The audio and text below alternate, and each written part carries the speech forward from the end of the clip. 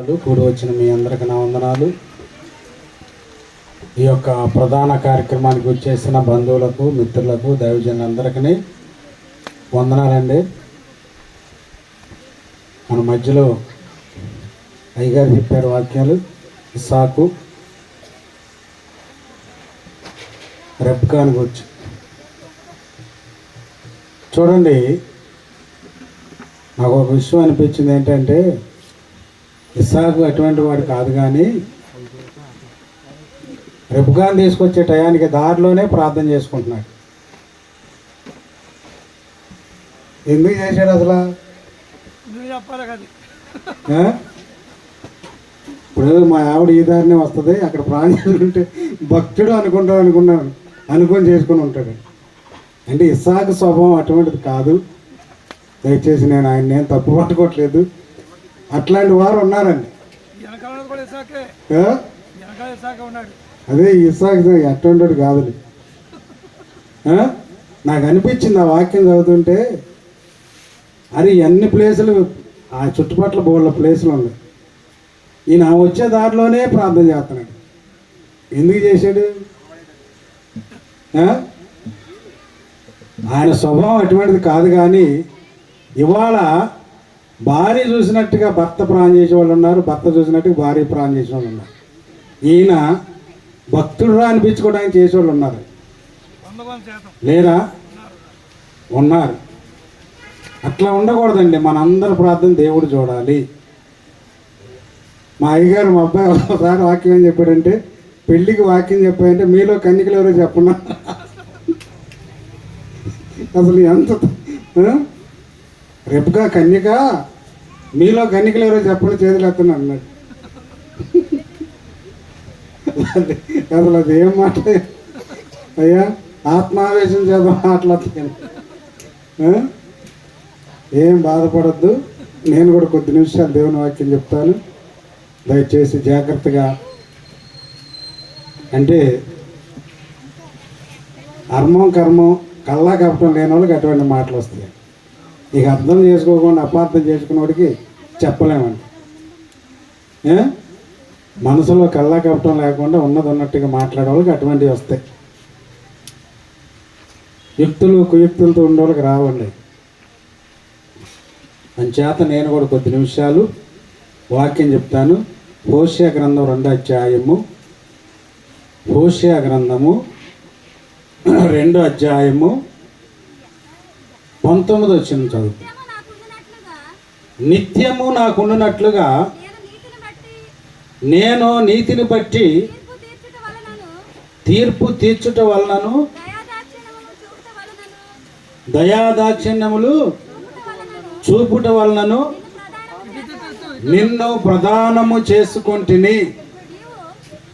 నీవు యెహోవాను ఎరుగునట్లు నేను నమ్మకమును బట్టి నిన్ను ప్రదానము చేసుకొందును. చూడండి, ఈ యొక్క మాటలు ప్రియులారా, హోషేయ గ్రంథంలో హోషేయ ద్వారా దేవుడు మాట్లాడిన మాటలండి. హోషేయ అంటే మీకు తెలుసా? ఈయన బైబిల్ అంతట్లో కూడా చూడండి గొప్ప ప్రవక్త అండి, చాలా గొప్ప ప్రవక్త. ఈయనకంటే పెద్ద పెద్ద వాళ్ళు ఉన్నారు, తర్వాత ఇంకా చాలామంది ఉన్నారు. కానీ ఈయన దగ్గర ఉన్న ఓర్పు కానీ, ఈయన దగ్గర ఉన్న దేవుని మాట విధేయత కానీ ఎవరి దగ్గర కనపడతాయి. ఎందుకు చెప్పానయ్య అంటే, ఈ మాట ఈయన దేవుడు చూడండి, దేవుడు మాట్లాడి దేశం చాలా వ్యభిచారంతో నిండిపోయింది, నువ్వు వెళ్ళి ఒక జార స్త్రీని, వ్యభిచార స్త్రీని పెళ్లి చేసుకోమన్నాడు. అసలు ఎవరా నిన్నే మాట అనేది? దెబ్రాయిము కుమార్తె అయిన గోమెర్ వెళ్ళి పెళ్లి చేసుకున్నాడు. ఎవరు వినే మాట కాదండి అది. దేవుడు ఎవరికైతే ఎవరైతే వీళ్ళు సహించుకోగలరా అనే వాళ్ళకి చెప్తాడు. భక్తిలో చూడ అటువంటి నమ్మకం, అటువంటి పట్టు ఉండాలి. ఏమండి ఈ యొక్క గోమేర్ అనే అమ్మాయి చూడండి, ఆయన్ని ప్రవక్తనే చాలాసార్లు మోసం చేసింది, మళ్ళీ వెళ్ళిపోయింది, మళ్ళీ అమ్మగారింటికి వెళ్ళిపోయింది, పారిపోయింది, తప్పులు చేసింది, మళ్ళీ వచ్చింది. అయినప్పటికి కూడా దేవుడు చెప్తూనే ఉన్నారు, తెచ్చుకున్నారు, చెప్తూనే ఉన్నారు, తెచ్చుకున్నారు. ఆయనతో చెప్తున్నాడు ఈ మాటలు. ఆయన చెప్తున్నాడు, నేను నిన్ను నిత్యం నాకు ఉన్నట్లుగా నిన్ను ప్రధానము చేసుకుంటేనే అన్న. ప్రధానం అనేది బైబిల్లో ఉందండి. ఏమండి, ప్రధానము అంటే చూడండి, సగం పెళ్ళి అయిపోతుంది. అసలు పెళ్ళి అయినట్టే నా దేవుని దృష్టిలో కూడా, నా దృష్టిలో కూడా, భక్తులందరి దృష్టిలో కూడా పెళ్ళి అయిపోయింది.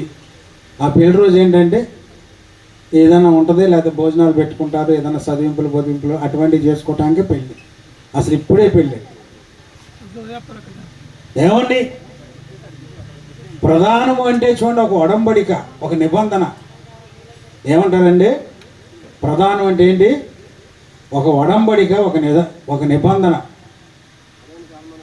ఇద్దరు చూడండి, పెళ్లి కుమారుడు పెళ్లి కుమార్తె తరపున జరగబోయే వాళ్ళు ఒక గట్టి అండర్స్టాండింగ్, ఒక నిబంధన. నీవు నిత్యము నాకుండినట్లు, భార్య అదే మాట అనుకోవాలి, కాబోయే వధువు అదే అనుకోవాలి, కాబోయే వరుడు కూడా అదే అనుకోవాలి.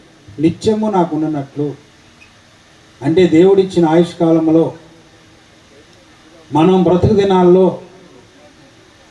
భార్యాభర్తలుగా జతపరచబడిపోయే వారు కొంతమంది 10 సంవత్సరాలు ఉండొచ్చు, 20 సంవత్సరాలు బ్రతకొచ్చు, లేకపోతే దేవుడిచ్చిన ఆయుష్ బట్టి 60-70 సంవత్సరాలు బ్రతకొచ్చు.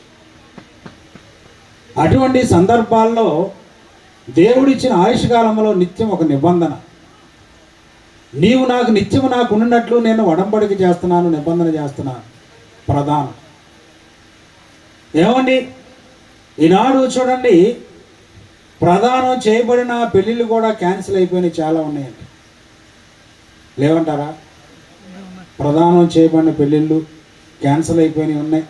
మారు మనసు పొందానని చెప్పుకునే ముసుగులో ఉండే ఆ ముసుగు దొంగలో చాలామంది ఇదైపోయినాయి ఉన్నాయి. ఏమండి, కొంతమంది చూడండి, వివాహాల కొరకు ప్రార్థన చేసేవాళ్ళు మారు మనసు పొందేవాళ్ళు ఉన్నారు. వివాహం అయ్యాక ప్రార్థన మానేస్తారు. నా దగ్గర నేను చూశాను. నేను చెప్పే ప్రతి మాట కూడా అనుభవంతో చెప్తున్నాను. నా దగ్గర జరిగిన సంఘటనలు చెప్తాను.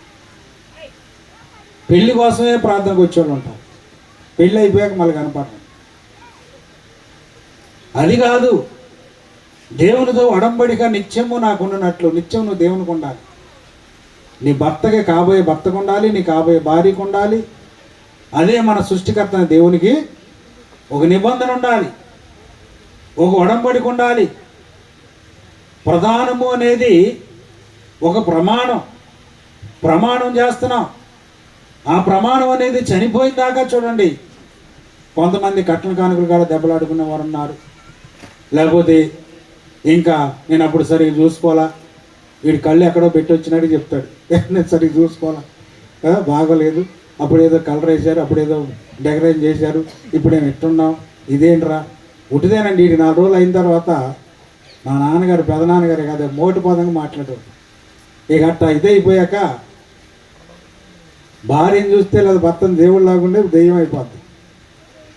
అది కాదండి, దేవుడైనా దెయ్యమైనా లాస్ట్ దాకా అంతవరకు ఇక దేవుని చిత్తం. అది ప్రధానం అంటే ఒక ఒడంబడిక. ఆ ఒడంబడిక అనేది మనం మేరకూడదు, దాటకూడదు. దేవునికి మన మనుషుల మధ్య ఎలా ఇస్తున్నామో దాన్ని నిత్యం ఏం చేయాలి, నిలబెట్టుకోవాలి. ఇందాక అయ్యగారు చెప్పిన మా వాక్యంలో యోసేపును గురించి